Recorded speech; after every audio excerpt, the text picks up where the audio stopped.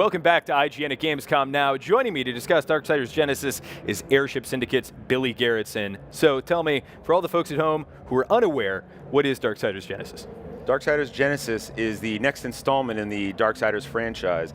It's actually a prequel to the entire thing. We like to call it like the Rogue One to Star Wars, but in the Darksiders universe, because the events of Darksiders Genesis lead right up to the beginning of Darksiders 1.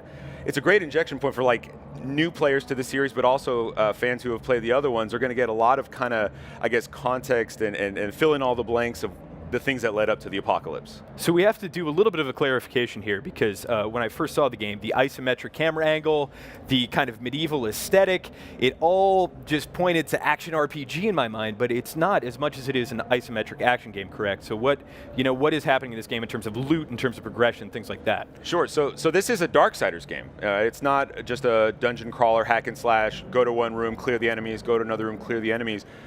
The three pillars of Darksiders have always been combat, puzzle solving, and exploration, and all those are on display in Genesis. Yeah, we have kind of a, I mean, every Darksiders game has taken a risk. You know, Darksiders 2 from 1 kind of changed the structure of the game and it became open, and 3 from 2 was also a lot more kind of focused on you know, kind of single encounter combat. And so it's kind of in the nature of a Darksiders game to have a different spin or some sort of big risk. And so our take on that is we just came off of developing Battle Chasers Night War, which is a dungeon crawler, turn-based RPG, and so we kind of developed all these world building skills from that game, and we said, well, what can we do with that skill set in the Darksiders universe with a real-time action model? And so it kind of started from there, but it was never meant to be a different type of game. It was always a Darksiders game. So there's platforming, there is exploration. There's so many secret and side areas that are basically your rewards for exploration. So again, it's not just a straightforward combat game. One of my favorite things about an isometric camera angle in any game is the idea that you're forcing players to look at the ground, and I think that is really, really good when it comes to combat and telegraphs, having to dodge things. So tell me about the combat and how it differs from conventional Darksiders games. Well, that's a great point. Like, you know, from this fixed camera angle, it means that we can do things that you really couldn't do effectively from the other camera systems in the other games, right? So that's right. We have a lot more abilities on display, and this game is a lot more about managing up close encounters with War's moveset, and then ranged abilities with Strife's moveset. And yeah, so we are able to kind of like communicate. I mean, being the UX guy, right? It's all about giving you feedback to let you know when you're doing well and what to do next and when to dodge and stuff. And so you're right in that we're able to telegraph things to the player that get them. Basically, it rewards them for paying attention and then having the reflexes to kind of maneuver around the combat encounters. Which feels really good when you can pull it off. So you mentioned Strife, you mentioned War. Those are the two playable classes at launch. Yeah. Tease, maybe. We'll see. Anyway, but... Not saying anything. So tell me about how they differ in terms of play style. You mentioned range, you mentioned melee, well, what else? This is the first time you've ever been able to play as Strife, right? So Strife has been in the other games in some capacity, either teased or actually in the storyline of Darksiders 3, for instance. But this is the first time that you've actually been able to play as him. And it's very much his game. So War's along for the ride, and War does have some growth, but it's really kind of Strife's injection point. And Strife, he's a very different character. You know, he asks a lot of questions. He questions the motivations of the Charred Council and why the Horsemen are having to do all these things. I won't say too much because it's got a really good story and I don't want to spoil anything. But the combat side of how Strife plays in, and he's a gun wielder, right? But not exclusively. He does have blades for up-close encounters, but he is spec'd more to be able to kind of control the battle from the peripheral, right? But if I could say, this game, it's one thing to say that this game is a single-player or co-op game, but regardless of what mode you're playing, it's a two-character game. Gotcha. So War and Strife are constantly in the mix the whole way through, whether you're playing solo or with a friend. Yeah, and I want to say that the flow of the game is really about kind of choosing which character to use, not just for encounters, but also puzzles, because each one has their own unique gear abilities as well, and that's where the puzzles come in. You use gear to solve puzzles in order to progress through the main game, or find a bunch of side content. Let's talk about those. Let's talk about the puzzles and the platforming. In terms of complexity, what are we looking at here? Is this like Myst Or is this a little bit faster than that, maybe a little bit more exploration and mobility based? I'd say there's definitely logic puzzles, right? Fans of the series, we have some returning puzzle elements. For instance, we have like these bomb growths. They're like bombs that you can pick up that are kind of on the ground, and then you throw them, and then they kind of stick to the wall, and you can kind of create these organic kind of chain combos so that when one blows up, it kind of triggers the next one, triggers the next one.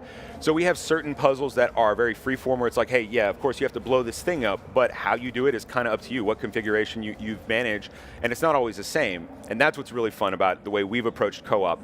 This isn't just a game that you can switch between single player or co-op play, and it's pretty much the same layout. We've actually tailored the combat encounters as well as the puzzles to change based on which mode you're playing. So you're not going to see the same puzzles in co-op the way that you see in single player, right? And that's because we wanted to make sure that regardless of what mode you're playing this game in, you're having the most fun and getting, I guess, the most out of your shared gear sets. Right. Yeah. In terms of co-op and kind of forcing both players to be on the screen at the same time, or at least jumping between them, does that lend itself to like any really, really bespoke co-op mechanics, like things that you can only do with 2 players or 2 characters? Right. Well, aside from those puzzles that I described that could only be solved with 2 players, right. We do incentivize. I guess we have a mechanic. It's called synergy, and so when you're playing in proximity, it's almost like brothers being back to back. Yeah, sure. We gamified that by basically giving you a little bit of a meter, and once that meter is full, you do get to pull off essentially like a very, very powerful special ability that is unique to synergy, and each character has their own, and it kind of does kind of a screen clearing effect. So it's a good like get out of trouble mechanic. Sure. Talk me through the full suite of combat, from kind of the basic attacks, moving on to like the really, really heavy hitting stuff like the chaos. Right. So fans of the series are going to like feel right at home with this. Like War from this in Darksiders Genesis feels like War from Darksiders 1. We wanted to retain his feel. And all the Darksiders games feature wrath abilities. So those are kind of like your special moves that consume wrath power. And over the game, you do find upgrades that increase your wrath meter so that you can pull off more at a time before you deplete all your meter. But both characters have their own wrath power. So all of kind of War's abilities are kind of meant to increase his capabilities up close, while Strife's wrath abilities are really tailored for like a lot of rerouting and deception, and kind of like, again, controlling the battle from the exterior. For instance, he could drop a shadow clone of himself that stands in place and basically acts as a turret, while then he can maneuver around the enemy and hit him from the other side. And in terms of other abilities, we do have the Chaos Meter, which is returning from from the series. Yeah. And War, you're gonna see his familiar Chaos form, but Strife, for the first time, we're looking at it right now on screen there. You see that like mecha looking thing? Yeah. Yeah, that's Strife's Chaos form too. That is so cool. Yeah, it's pretty OP as well. Like, we're having a lot of fun at the studio right now, tuning it. Like, are we going to make it fun, or are we going to, and flashy, or are we going to make it balanced? And we're kind of like, well, let's maybe let the player have a good time, Maybe a little bit OP. Yeah, I really like what's happening aesthetically. I always have in the Darksiders franchise. There's kind of this xenomorph, love, death, robots thing happening, and then there's like almost a Balrog thing. We're seeing a little bit of mobility gameplay here. Sure. I want to talk about, though, boss mechanics, because the demo that I saw at E3 was spectacular. It was multi-layered. It was intricate. It was kind of this greed, I'm talking Luke Goblin, the Scrooge McDuck guy. Yeah, exactly. Yeah. So talk me through that fight, all the various mechanics, and the layer of complexity. That boss encounter is the first boss of the game, right? So it's pretty early in the game. So by then, you're still pretty early in your gear capabilities and stuff. So we really focus on combat, but it does test all of your combat, your blocking, your dashing, your meter management, all that stuff. And the way his mechanics work are, he starts off pretty simple enough, and then he'll go into his gold pile and he'll pop up somewhere else. And so if you stay still during this battle, you're going to be in big trouble. You're not going to survive, right? So not only are we training you to be able to move and maneuver around, but as the battle progresses, he keeps summoning magical artifacts, and each one creates a different, I guess, combat challenge for the boss encounter, and by the end of it, it is just absolute mayhem. There's just bullets flying everywhere, and like there's ads coming at you. There's a giant hammer. The one thing I really liked is the coffin. I love choices in that, so you can choose to destroy the coffin, stop skeletons from spawning, or you can kind of use them as a healing mechanic. Yeah, you can totally farm those ads. Let's talk about progression. So we don't necessarily have like loot in a Diablo sense, but there is some kind of progression in Darksiders Genesis. Yeah, you bet. Aside from, I guess, what fans are expecting, like you can pick up, health stones, wrath stones, abyssal armor, which will permanently increase your health meter and permanently increase your wrath power.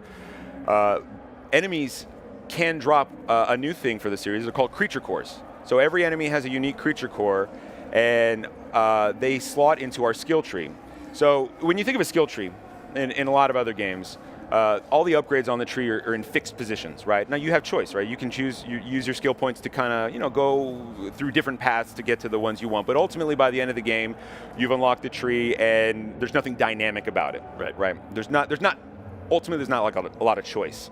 So we have this philosophy for freedom. We want you to be able to kind of like modify your character capabilities kind of to fit your needs. So imagine a skill tree with a bunch of slots everywhere, and a creature core can fit in a slot, but you get to choose where they go, and then the configuration of creature cores that you put into this tree is kind of up to you. And the creature cores give you unique buffs. So some will do something small, like, hey, they'll increase your attack ability by 1%, right? The more common ones do very small statistical boosts.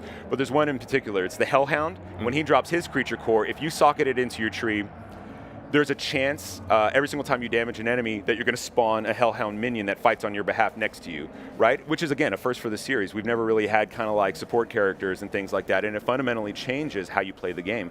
Well, that's interesting, because that feels like it would be, kind of analogous to a legendary effect in another game like that. We're running a little bit short on time, but I do want to talk about horse combat. You mentioned it earlier to me. It's something you're revealing at Gamescom. Tell me about it. Yeah, you bet. So the level is not the dungeons are not the only exploration areas. The areas that lead into the dungeons are overworld and very open, and during those portions you can summon your horse. So War can summon Ruin, and Strife can summon Mayhem. Is new to the series is Strife's horse, so we get to finally meet Strife's horse. And when you're on horseback, you have new movement capabilities, and you have a custom combat set, right? So there's a melee and a ranged attack that both horsemen can use, and there are horseback-specific combat encounters. There's some really exciting ones that I won't spoil today, but trust me, the horse factors into this game in a big way. Fantastic. Billy, thank you so much for giving us a look at Darksiders Genesis.